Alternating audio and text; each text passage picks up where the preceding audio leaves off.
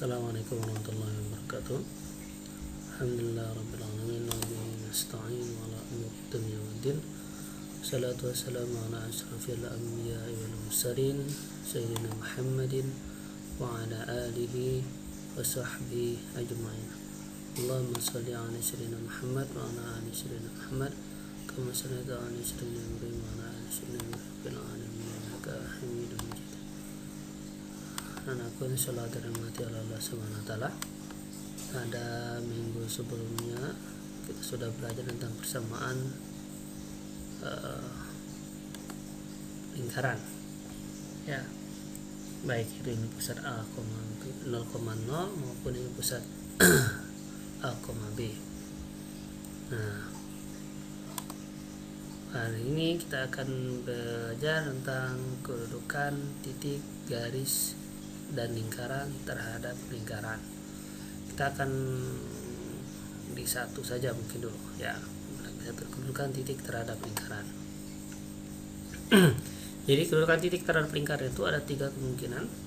Yang pertama di dalam lingkaran, ini posisi pusatnya, berarti A nya ini dalam lingkaran. Kemudian yang kedua pada lingkaran, berarti di sepanjang garis ini, sepanjang garis lingkaran ini pada lingkaran. Dan yang ketiga ini di luar lingkaran. Oke. Jadi untuk yang di dalam lingkaran ya, kalau dia pusat 0,0 dengan rumus seperti ini ya, ini berarti ketika kita masukkan substitusi ke persamaan lingkaran tersebut, maka nilainya X1 kuadrat ditambah Y1 kuadrat nilainya harus lebih kecil daripada R2 kuadrat, RR kuadrat ya. Begitupun di pusat A, B, ketika kita masukkan ke sini ke persamaan nilainya lebih kecil daripada R kuadrat. Pada rumus persamaan umumnya X1 kuadrat ditambah Y1 kuadrat ditambah A X1 ditambah B Y1 ditambah C juga harus nilainya harus kurang dari 0. Jadi poin pada poin pertama ini, kalau dia terletak dalam lingkaran maka kata kuncinya adalah lebih kecil. Ketika disubstitusikan nilainya lebih kecil dari ujung, baik itu pada R kuadrat maupun 0 nanti. Kemudian yang terletak pada lingkaran, kata kuncinya adalah sama seperti tadi, pada pusat 0,0 dimasukkan X1 kuadrat ditambah Y1 kuadrat sama dengan R kuadrat. Kalau X1 min A kuadrat ditambah Y1 min B kuadrat sama dengan R kuadrat. Kemudian pada yang persamaan ini X1 kuadrat ditambah Y1 kuadrat ditambah AX1 ditambah BY1 ditambah C harus sama dengan 0. Jadi kata kunci pada kondisi pada yang terletak pada lingkaran ini sama dengan terakhir yang terletak pada luar lingkaran, maka kata kuncinya adalah lebih dari. Semuanya kita substitusikan lagi sama seperti tadi, substitusikan ke persamaan, nanti nilainya harus lebih besar dari. Jadi kalau suatu titik itu kita ingin mengetahui posisinya di mana, tinggal disubstitusikan ke persamaan lingkaran. Nanti ketika dimasukkan kita lihat nilainya. Setelah dimasukkan itu apakah nilainya lebih kecil daripada R kuadrat, apakah dia sama dengan R kuadrat, apakah dia lebih besar daripada R kuadrat. Kalau lebih kecil berarti dia dalam lingkaran, kalau sama dengan berarti dia pada lingkaran. Kalau lebih dari R kuadrat lebih dari, maka dia terletak di luar lingkaran. Kemudian jika titik pusat lingkarannya diketahui A, B dan D adalah jarak antara titik X1 dan Y1 terhadap B, maka D-nya itu adalah A dikurang X1 kuadrat ditambah B dikurang X1 kuadrat. Nah, nanti dilihat dari jaraknya ini, nanti bisa dilihat kalau dia kurang dari R maka dalam lingkaran, kalau sama dengan R maka terletak pada lingkaran, dan kalau dia lebih dari R maka terletak pada di luar lingkaran. Oke, ini contoh soalnya. Tentukan kedudukan titik A 4,2 terhadap lingkaran X kuadrat plus Y kuadrat min 4X min 2Y min 20 sama dengan 0. Nah, lihat ini berarti yang pada mirip pada persamaan ini nih. Ya. Berarti kita masukkan ke sini. Ganti. X1 nya diganti, Y1 nya diganti ya.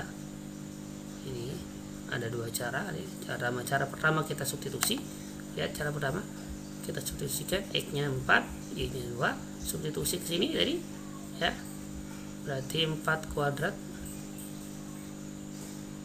ditambah min 2 kuadrat dikurang 4 kali 4, X-nya 4 dikurang 2 kali min 2 dikurang 20. Lihat hasilnya, 4 kuadrat 16 min 2 kuadrat 4, 4 kali 4 16, 2 min 2 kali min 2 plus 4 min 20.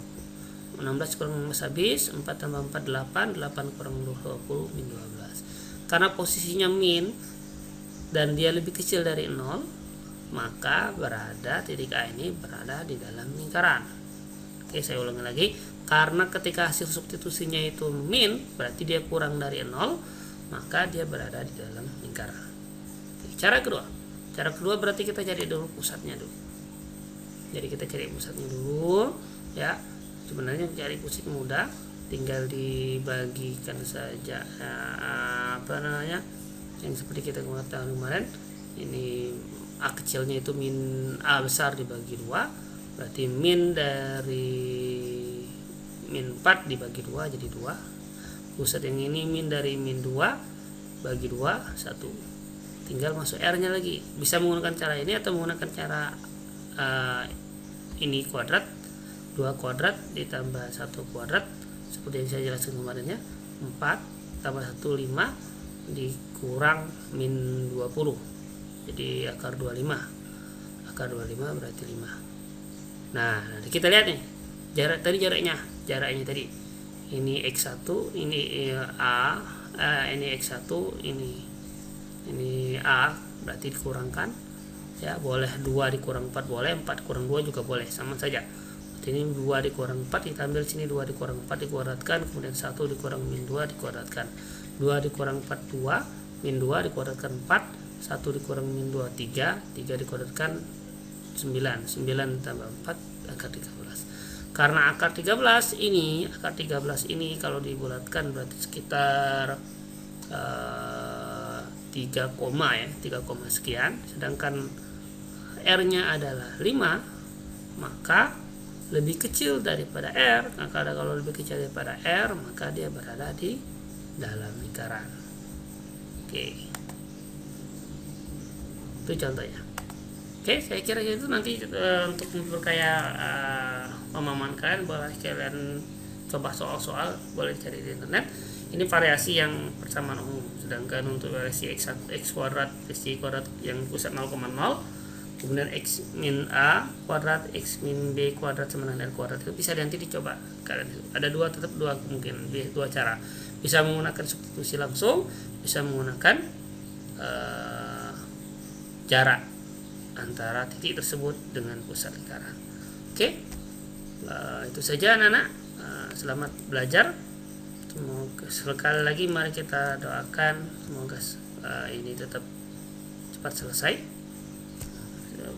pandemi ini cepat selesai dan kita bisa berkumpul kembali dalam rangka tatap muka belajar bersama.